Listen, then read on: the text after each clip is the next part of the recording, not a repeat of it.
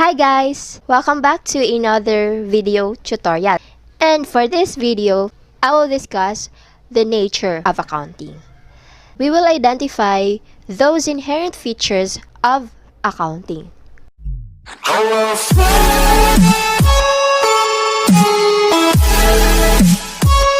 The first one, accounting activity is systematic.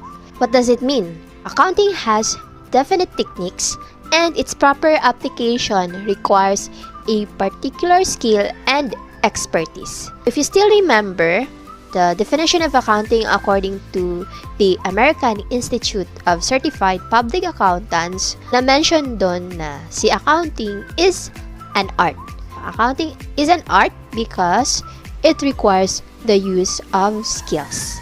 And this four class, recording, classifying, summarizing, and interpreting, sila yung skills na na-mention doon. And this four skills class, they are interrelated. They are interconnected. Sila yung bumubuo sa accounting system.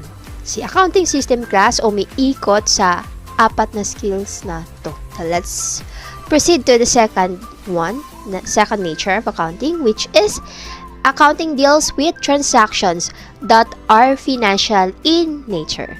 States here that the definition of ASC or Accounting Standards Council requires that business transactions have to be measured in terms of money.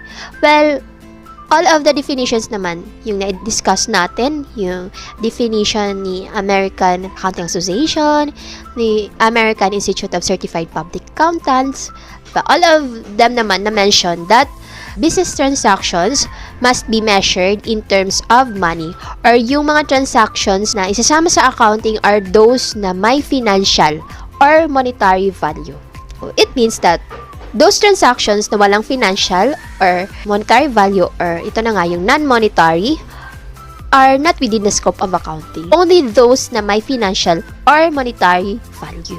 That is the second nature of accounting. Let's proceed to the third one. Accounting is a process. It's a process. Accounting performs specific actions such as identifying, measuring, and communicating financial information. Nandun din to sa definition ni American Accounting Association that accounting is a process. When we say process, it is a systematic series of actions directed towards a particular outcome. Si accounting is a systematic series of actions. Ito na nga yung tatlong activities, si identifying, measuring, and communicating. Sila yung bumubuo sa accounting process. Diba, nasabi dito na process, series of actions directed towards a particular outcome. Ano yung particular outcome na gustong ma-achieve ng accounting process? Yun na nga, maibigay sa mga potential users yung financial information, yung data, yung financial data, in a manner na maiintindihan nila ito. We will analyze those financial information for the potential users. Let's go to the next nature of accounting. Accounting is an information system. When we say information system, it is a set of interrelated components that work together to achieve a common purpose. Accounting is an information system. Why? Because it serves as a repository of financial data, proposed financial information, and communicated financial statements. Since si accounting yung storage, siya yung tambakan ng financial information, siya din yung may responsibility na i-relay yung mga financial information na yun sa potential users. That is why you must know how to prepare. As an accountant, you must know how to prepare those financial statements. Go to the next nature of accounting, and that is accounting is a means and not an end. Although accounting has a tangible output, so when we say tangible, ito yung mga bagay na nahawakan.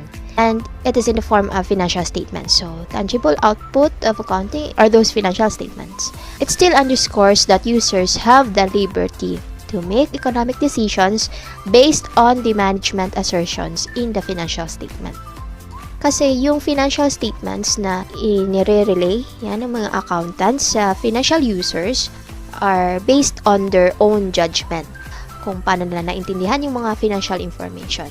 Yun lang yung magiging interpretation nila. Still, yung user ng financial information, siya pa rin yung may final say kung susundin ba niya yung interpretation ng accountant or he or she will make his or her own interpretation. That is why accounting is just a means.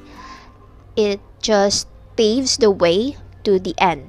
And yung end nga na yan is yung magiging decision. Decision ni potential user. Pwedeng mag-base si potential user doon sa interpretation ni accountant or kung hindi, gumawa siya nung own interpretation niya or yung own assertion niya.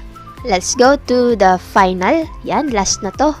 Okay, so last nature of accounting, and that is accounting is a service activity. If you still remember the definition of accounting according to Accounting Standards Council, na-mention doon na si accounting is a service activity. What is this service activity again, class?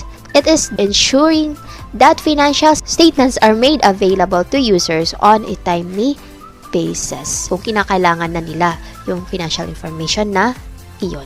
That ends our discussion. So I hope you learned something from this video tutorial. Thank you for listening and see you again on my next discussion.